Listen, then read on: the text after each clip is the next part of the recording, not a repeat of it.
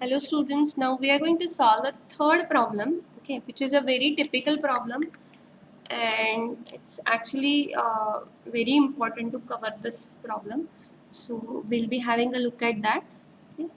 So consider that there is a cylindrical bowl, okay, and in that cylindrical bowl there is one disc, cylindrical or circular disc, okay, a small circular disc which is kept in the cylindrical bowl.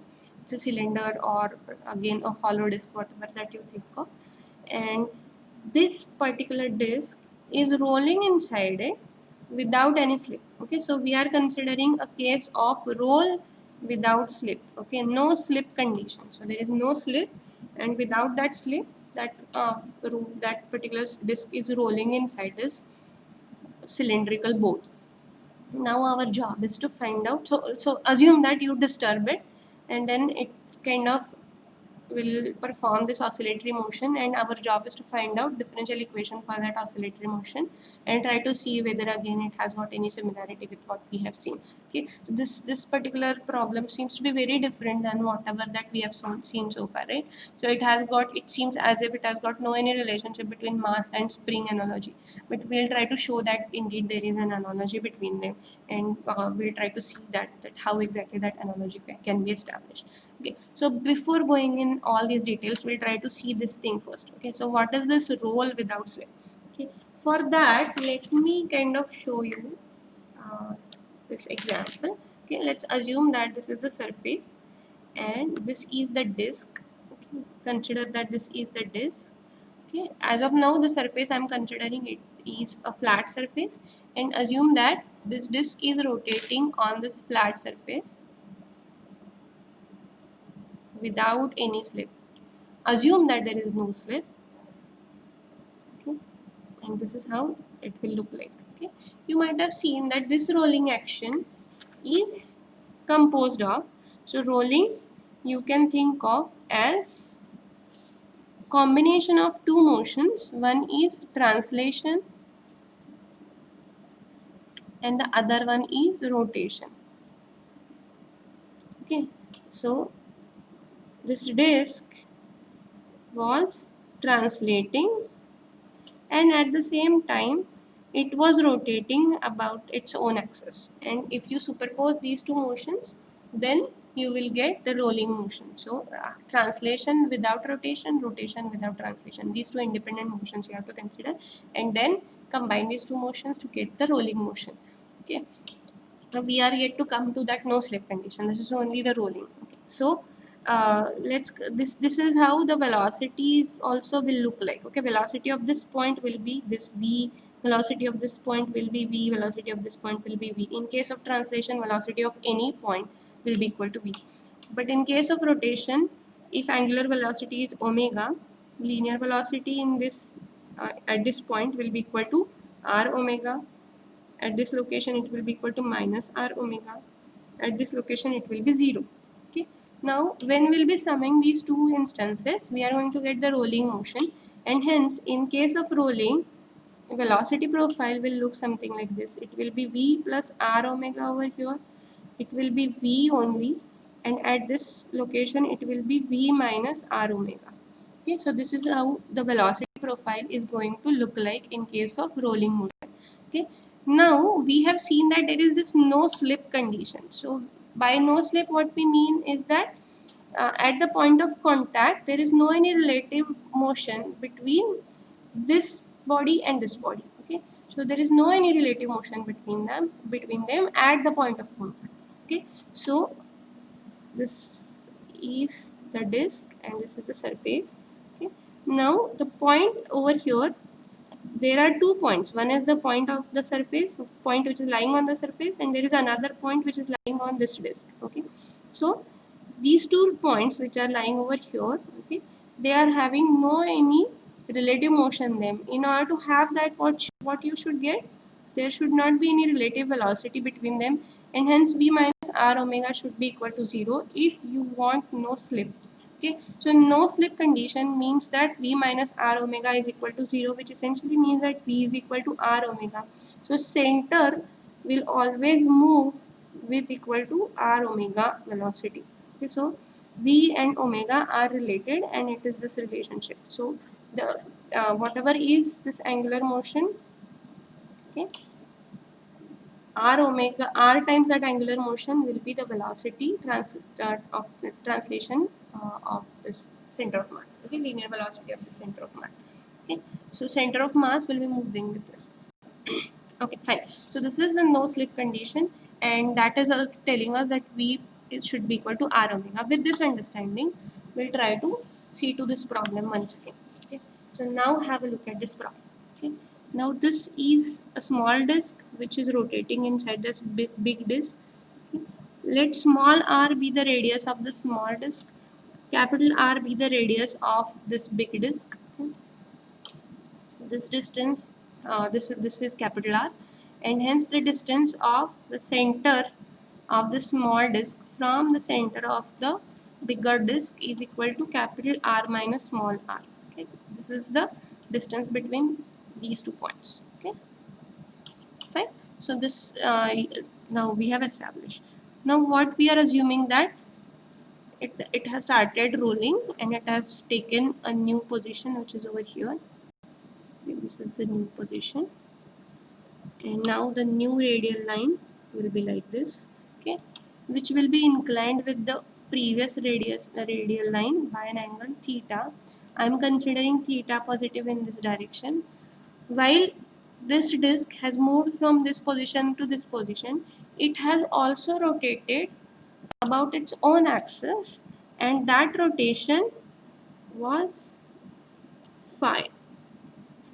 Okay, and you will be able to see that that rotation should be in the opposite direction of the theta. Okay, so whatever is the rotation of theta, phi should be in the opposite direction. Okay, and hence the angular velocity, this d theta by dt, will also be in the opposite direction of d phi by dt. Okay, so this relation, I mean, it the signs of them will be opposite. It won't be similar. There won't be, we are going to establish this relationship, but you need to appreciate that both their signs are different to each other. Okay, now let's try to kind of try to find out angular velocity at this instance. What is the angular velocity of this? This is d phi by dt is the angular velocity of this disk. Okay, with which it is rotating about its own axis. Okay, so if it is so, what should be the linear velocity of this point, which is the center? Now we are going to go back to this no slip condition, rolling without slipping. It tells us that linear velocity of the center should be equal to r omega. Okay, fine. So linear velocity should be equal to r times d phi by dt. Okay, so this is the linear velocity of this point, r times d phi by dt. Now you also know that the same linear velocity of the same point can also be obtained by using d phi by dt, and that will be equal to r minus r times d phi by dt. Sorry, this is theta, d theta by dt. Okay, so this is again the velocity of this point, linear velocity of this point. This is also the linear velocity of this point, but this is in the opposite direction, so you should have minus sign over here. So you are going to get this one. So these two things are velocities of the same point. So what you will get is r minus r d theta by dt is equal to minus r d phi by dt. Sorry, you have missed that writing, but it looks like this: r minus r d theta by dt equal to minus r d phi by dt. Okay, so we have this thing with us. Now again we'll go back to the previous problem. Okay, so let me redraw that problem over here for you.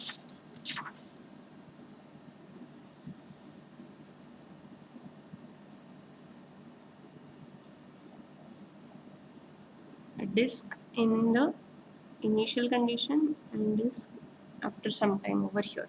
Okay. In the initial condition, its mass which was giving it this much amount of weight, that weight was balanced by reaction which was offered by this bigger disk. Okay, reaction and the weight were in the same direction. But now when the disk has rolled and come to this new position, in that condition, still the weight is acting in this way, but the reaction will be in the radial direction. Okay, so this is the radial direction. Reaction offered will be in the radial direction, and it will not be balancing entire mg, but will be balancing only component of it. This angle is theta as that of this, and hence only mg cos theta is something which will be balanced by this, and mg sin theta remains unbalanced. Okay, so what is the unbalanced force? Unbalanced force is mg sin theta, and that is acting in this direction. Okay, and it remains unbalanced. Now what we are going to do is we are going to take moment of this force about this point. Okay, the point which is no slip point. Okay, about which this disk is rolling. Okay, so we are going to consider moment of this point about this. If you do so, what you will get is, what is the moment? Moment will be equal to mg sin theta times radius, right? And what is the sign? Sign should be equal to positive. Okay, since point is located over here, force is directed in this way, so sign has to be equal to positive. Okay, so mg sin theta is the moment or the torque which is unbalanced, and hence that unbalanced torque should give rise to I times alpha, where alpha is angular acceleration of this circular disk. Okay, angular acceleration, that means we need to consider I times d square phi by dt square. Okay, so on this side you have d square phi by dt square coming, and on this side you have this theta sitting over here. So essentially we'll be writing equation of motion as I d square phi by dt square minus mgr sin theta equal to 0. These are two different angles, but we just now have seen that there is some relationship between them, which we have established through equation number 1, and that equation number 1 looked like this, that r d phi by dt is equal to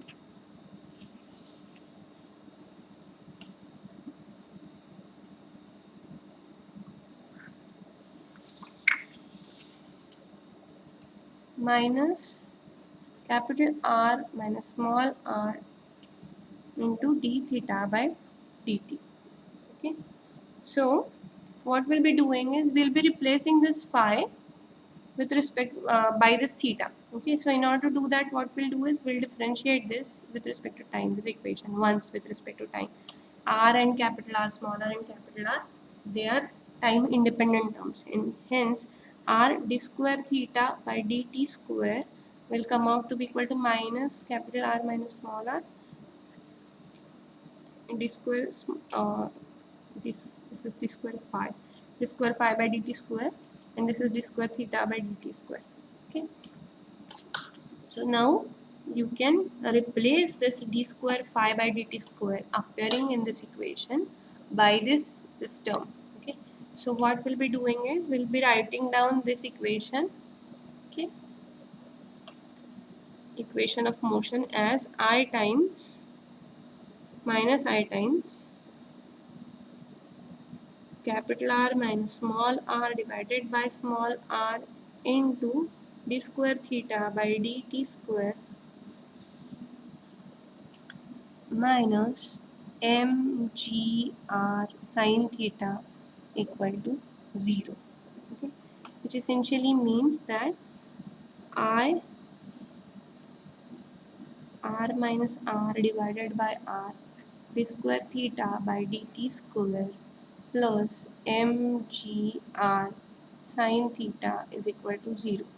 Now we need to find out I. Okay, so we need to find out I with respect to again that point which is the point of contact. Okay, so the point of contact was like this, and this is the disk. Okay, so what we'll be doing is we need to find out moment of inertia about this. We'll be finding out moment of inertia of the disk about this point, which is equal to half mr square, plus we need to have this change, and that change will be equal to mr square, and hence we are going to get moment of inertia about this point as half, or rather it will be 3 by 2 mr square. Okay, so this is what is I. So replace this I by this, and then what you are going to get is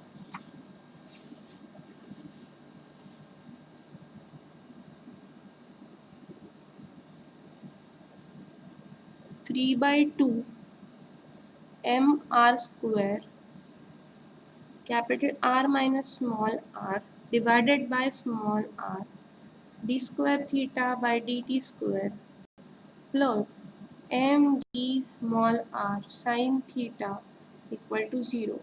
Okay, you can get rid of this, and then you will be left with, you can get rid of m as well. Okay, and then you'll be left with 3 by 2 r times capital R minus small r d square theta by dt square plus g, this there is one more r over here, that will also go. Okay, hence the equation will look like this: d square theta by dt square plus 2g divided by 3 capital R minus small r sine of theta equal to 0. Okay, again by assuming that theta is very small, that is for small angle oscillations, sine theta can be approximated by theta, and if you do that approximation we are going to get this equation.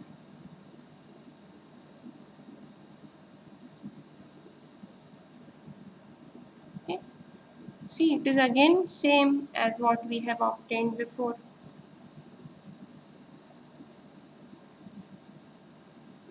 Okay, x replaced by theta capital this theta, and omega n square replaced by this quantity. So what is the natural frequency of oscillation of that cylinder, small cylinder or a small disk? It is equal to 2g divided by 3 r minus r square root of this quantity. Okay, this is omega n square. Omega n square is equal to 2g over 3 times capital R minus small r. Hence, omega n square natural frequency is equal to square root of 2g over 3 times capital R minus small. This is circular natural frequency. You need to kind of keep it in mind. This is circular natural frequency, and it has got unit of radian per second. Okay. Now with this, everything else remains same, and again we can inherit method of solution itself, and all other inferences from this domain to this domain, and predict the behavior of this disk. Okay, how this disk is going to oscillate without any slip. Okay, so with this we are done with this example as well.